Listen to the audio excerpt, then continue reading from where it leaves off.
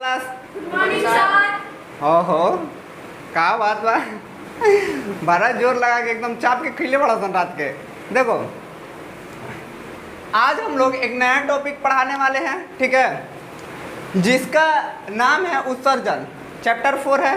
उत्सर्जन जो टॉपिक है बहुत ही इम्पोर्टेंट है ना, इंटरेस्टिंग भी है, पढ़ने में बहुत ही मज़ा आएगा। देखो अगर आप लोगों से पूछे कि उत्सर्जन क्या है तो बाबू जब हम लोग खाना खाते हैं या सांस लेते हैं तो हमारे शरीर में रासायनिक अभिक्रिया होती है, मालूम है कि नहीं?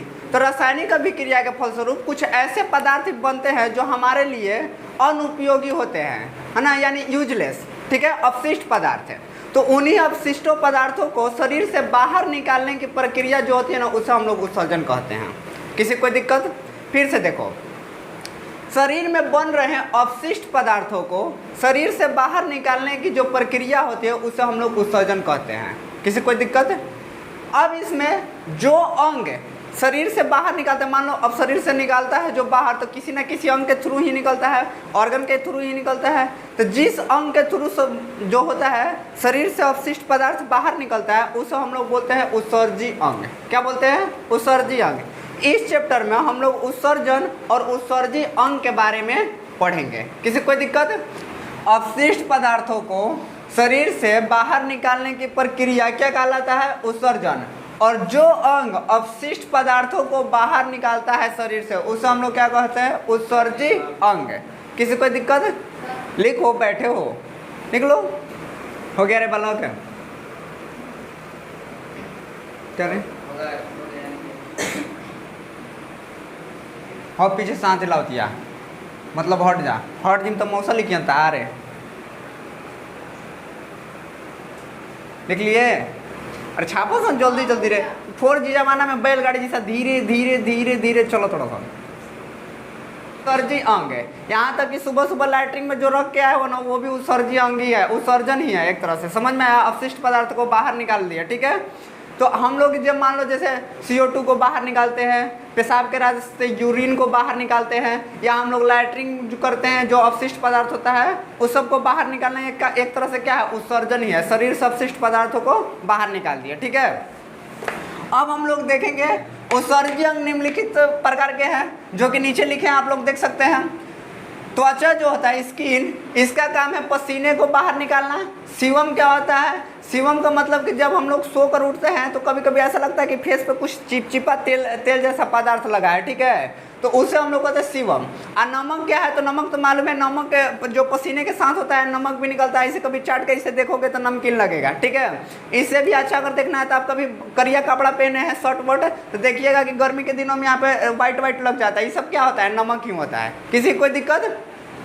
स्किन में अगर कोई पूछेगा कौन सी ग्रंथि पाई जाती है, एग्जाम में मान लो पूछ देते, इसमें श्वेत ग्रंथि पाई जाती है। कौन ग्रंथि पाई जाती है? श्वेत ग्रंथि पाई जाती है, ठीक है, पाई जाती।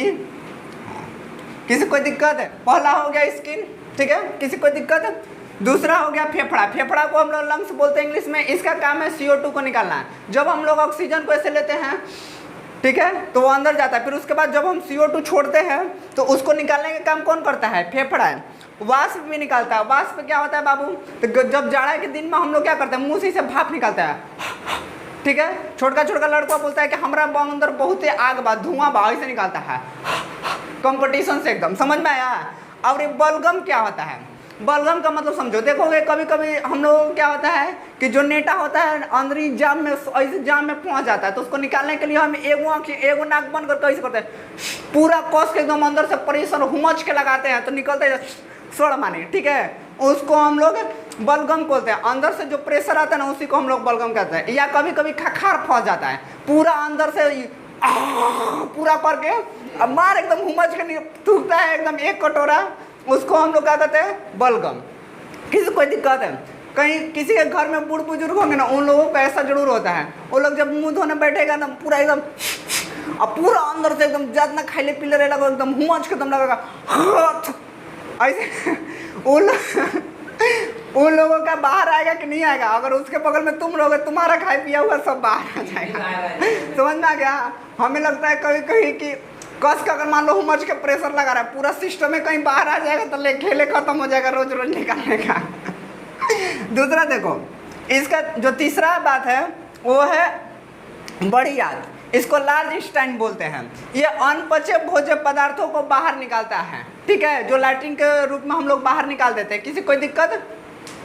फेफड़े में एक बात और समझ लो, फेफड़ा जो होता है, अगर पूछेगा फेफड़ा की फेफड़ों की संख्या हमारे शरीर में कितनी होती है? एक जोड़ी। एक जोड़ी मतलब 2 गो फेफड़ा, ठीक है। इसकी संख्या कितनी होती है? फेफड़ों की संख्या, फेफड़ों की संख्या एक जोड़ी। एक जोड़ी मतलब बाबू 2, ठीक है। समझ में आया कि नहीं आया? चलो, बड़ी आंत, लार्ज इंटेस्टाइन, ये अनपचे भोज्य पदार्थों को लैट्रिन के रूप में बाहर निकाल देता है। ये समझ में आया? अभी सवेरे सवेरे तो करके आए होंगे सभी लोग, ठीक है। तो अनपचे पदार्थों को बाहर निकालने की प्रक्रिया है। यकृत क्या होता है? यकृत जो है, यकृत को हम लोग इंग्लिश में लीवर कहते हैं। ये क्या करेगा कि अमोनिया को, हमारे शरीर में ना बहुत ही खतरनाक पदार्थ बनता है अमोनिया, ठीक है, ये बहुत ही खतरनाक है। इसको क्या करेगा? यकृत अमोनिया को यूरिन में बदल देगा, और यूरिन फिर दे देगा ब्रिक को, पेशाब के रास्ते फिर बाहर निकल जाएगा। कभी कभी देखते हो कि अमोनिया जो है ना, अमोनिया जो है यूरिन में चेंज हो जाता है, ठीक है, और फिर 2-3 घंटे के बाद फिर से ये यूरिन जो होता है अमोनिया में चेंज हो जाता है। कभी बस स्टैंड गए हो, चाहे कभी भी ऐसा जो जगह जहाँ पे सरकारी शौचालय होगा, वहाँ पर देखोगे मूत के महका देता है, सब महका देता है कि नहीं? इसमें क्या होता है बाबू, देखो, अमोनिया को जब यूरिन में चेंज करता है तो ब्रिक को दे देता है। अब ब्रिक को दे देगा तो हमें पेशाब जैसा फील होगा, तो हम लोग पेशाब कर देते हैं। फिर 2-3 घंटे के बाद वो फिर से यूरिन में चेंज हो जाता है। तो यूरिन में चेंज होने के बाद गंध आने लगता है उससे। समझ में आया? तो देखोगे कभी जैसे मानो सरकारी शौचालय या कभी बस स्टैंड गए हो या कहीं जहाँ पे होता है, वहाँ पे पूरा एकदम इतना पेशाब कर देगा कि फिर महकने लगता है, पूरा दूर ही से मालूम चल जाता है ना यहाँ पेशाब खाना हो। समझ में आई? ले, ब्रिक क्या है? देखो, इन सभी उत्सर्जी अंगों में, इन सभी उत्सर्जी अंगों में जो ब्रिक है बहुत ही महत्वपूर्ण इंपॉर्टेंट है। इसी में हम लोग ब्रिक को इंग्लिश में किडनी कहते हैं। इनको बहुत ही अच्छे से पढ़ना है। ये आएगा, इसका डायग्राम भी आता है एग्जाम में, ठीक है। और ये 5 नंबर का टॉपिक है। समझ में आया कि नहीं समझ में आया? तो इन सभी में कौन सा इंपॉर्टेंट है? ब्रिक। ब्रिक को ध्यान से पढ़ेंगे, उसको अगले वीडियो में, अगले लेक्चर में कवर किया जाएगा। उसके लिए एक स्पेशल वीडियो बनाएंगे, अच्छे से समझाएंगे उसके पार्ट क्या होते हैं, ठीक है, कैसे पेशाब आता है, बनता है, ये सब के बारे में समझाएंगे। किसी को कोई दिक्कत, किसी कोई डाउट है तो पूछ लो बाबू। नहीं डाउट है? इतना तेज कैया से हो गए सुन रहे? ठीक बात, चलो।